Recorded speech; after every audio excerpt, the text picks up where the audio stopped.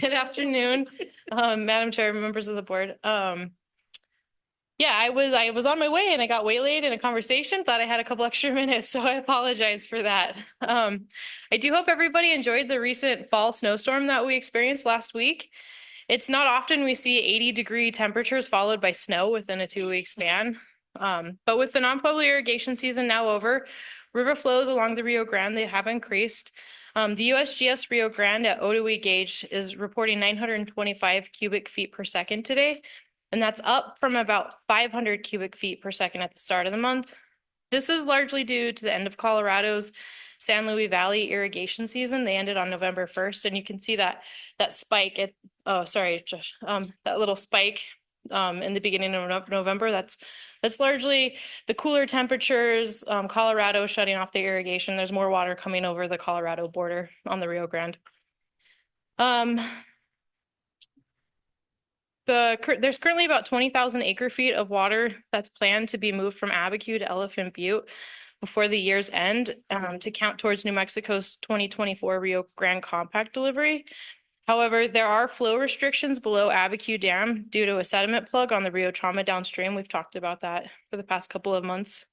And that could impact the ability to move this water before the end of the year.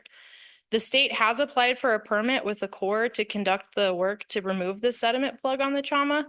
And if they were able to finish that work, then they're hopeful that they'll be able to move that water that's stored upstream in time for delivery this year.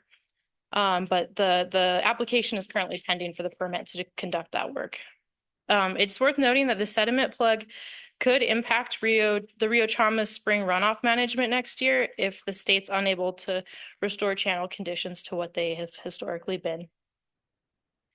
As of last year, New Mexico's Rio Grande Compact debt stood at 121.5 thousand acre feet. While the state is slightly behind in deliveries for the year, it's typical for November and December to provide catch-up opportunities on compact deliveries.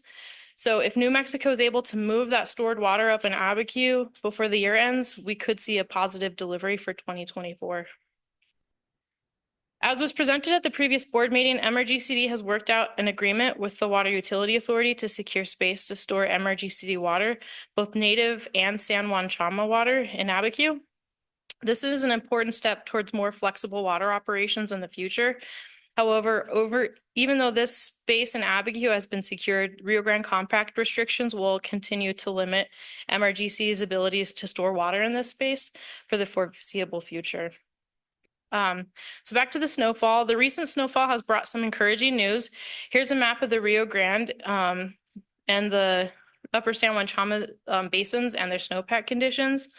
All 4 basins are currently well above average where we are for this time of year, but I do want to mention that because we typically have pretty low amounts of snowpack this time of year, small amounts above that snowpack can really skew these numbers. So 220% of average looks like a lot, but when you know the average is 0.7, it's not really that much more. But it's I don't want to minimize. It's nice to have water early this time of this. It's nice to have snow this early in the snowpack season.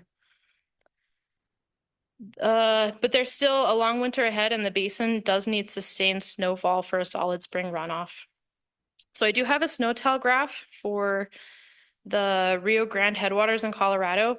These graphs, they demonstrate the amount of water stored as snow water equivalent. And so the green line on this graph shows the average condition, the median condition. That orange line is the 2023 condition, so what we saw last year. And then that black line shows the amount of snow water equivalent we have in this basin right now. Moving on to the next SNOTEL graph, this is for the upper Rio Trauma and upper Rio Grande. It looks similar to this. You can tell we're well above where we typically are this time of year, and absolutely we're well above where we were this time last year.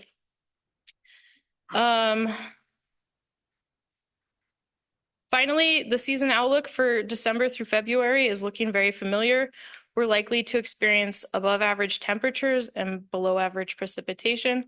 The National Weather Service is predicting weak to moderate La Nina conditions for late fall, and that's likely to persist through at least January and possibly into March, which typically for the American Southwest means warmer and drier winters for the American Southwest.